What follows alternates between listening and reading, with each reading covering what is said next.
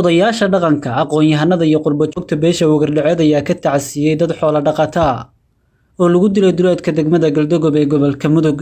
Odayaasha dhaqanka beeshan oo kulan ku yeeshay degmada Caabudwaaq ayaa ka tacasiyay dhibkii soo gaaray dadkaas, waxayna tacsi tiiraanyada u direen ehelada dadkii waxyeeladu halkaasi ku gaartay.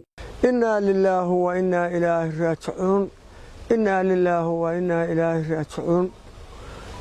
Xalay waxaan ku seexanay nabad iyo farxad. saakana waxaan ku toosnay naxdin iyo geerida halkaa ka dhacday iyo ragga ku leeday. haddaan beesha Maxamed Ammaan reernahay rag iyo dumarba aad iyo aad baa dhiigayagu u dhalaalay geerida halkaa ka dhacday oo lama filaanka ah oo aanan malaysanayn. waa ka tacsiyeynaynaa waxaan jecelahay hadda 4 nin oo reer Mahad ahaa dhimatay, 2 nin oo Wagardhacuuna waa dhimatay. waxaan leenahay oo soo dhawaynaynaa geed dheer iyo geed gaaban baa u fuulaynaa. wanaag iyo nabad iyo ardaalku wuxuu nagu dhigay inaannu ka kabanno oo ka caafimaadno oo aan buskayno yaanu ballan qaadaynaa. inna lillahi wa inna ilayhi raaji'uun. waxaan galabtay ka tacsiyeynaynaa geerida foosha xun oo ka dhacday Galdogob barigiisa koonfurtiisa ka dhacday xalay baan ka tacsiyeynaynaa. ilaahay waxaan ka baryaynaa inuu u naxariisto marxuumka dadka halkaa ku leeday, dadkay ka dhasheenna ilaahay samir iyo iimaan ka siiyo, kulligayna samir iyo iimaan ilaahay naga siiyo.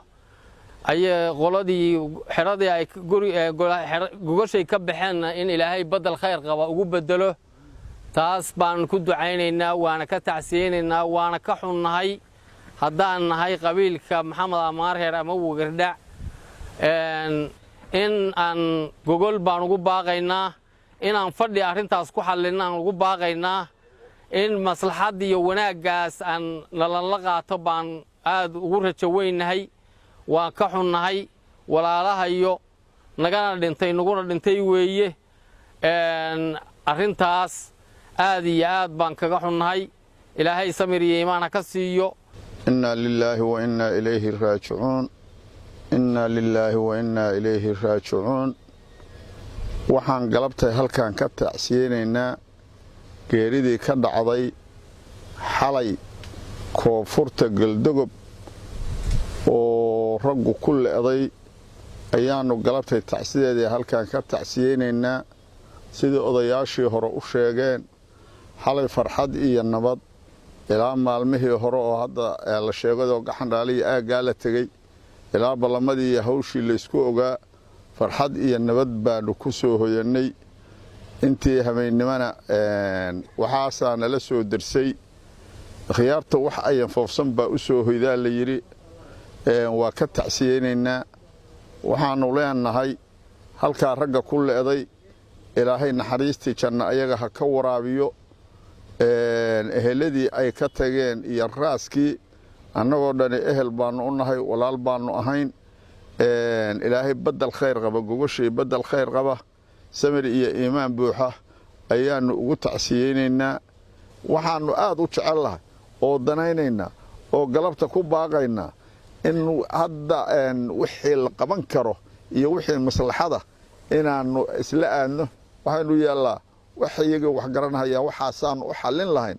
waxaanu ku baaqaynaa walaalayaal waan isugu nimaadno, aan iska soo wacno, aan ka wada hadalno.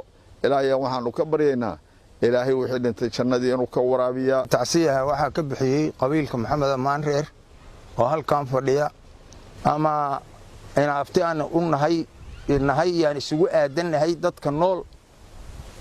waxaan idinka rabaa ilma aftiyaalow arrintaa maantay inaad koobkeeda qaadaan. anigu intaas oo dardaarahan idin dhiibay. dhanka kale qurbo-joogta beeshan ayaa dhankooda ka tacsiyey shaqaaqada dadka ay ku dhinteen ee duleedka degmada Galdogob. assalaamu calaykum waraxmatullaahi wabarakaatuh.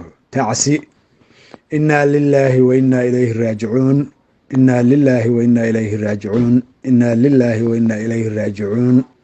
anigoo ku hadlahaya magaca guddiga qurba joogta wagardhaceed meel kastoo ay joogaanba waxaanu ka tacsiyeynaynaa oo si tiiraanya leh uga tacsiyeynaynaa geeridii ka dhacday duleedka magaalada galdogob shalay galab dadkii ku dhintay labada nin ahaa aad baanu uga tacsiyeynaynaa gacanka xaq daran baa dishay waxaanu leenahay samir iyo iimaan ilaahay ha naga siiya dhammaantayo waa naga dhinteen waana nagu dhinteen dadka ehelka ah ay ka dhinteenna waxaanu leenahay samir iyo iimaan baanu leenahay walaal baa dhaawacmay asagana waxaanu leenahay ilaahay ha u boogadhayo caafimaad sariicana ha ka siiyo dhibaatada kasoo gaartay dhaawacaas meel kastoo aanu joognana dareenka yagaanu la wadaagaynaa dadka ehelka ee dadkooda dhibaatadaasi ku dhacday waxaanu leenahay samir iyo iimaan baanu leenahay dhammaantayo bedel khayr qabana ilaahay ha naga siiyaanu leenahay dadka naga dhintay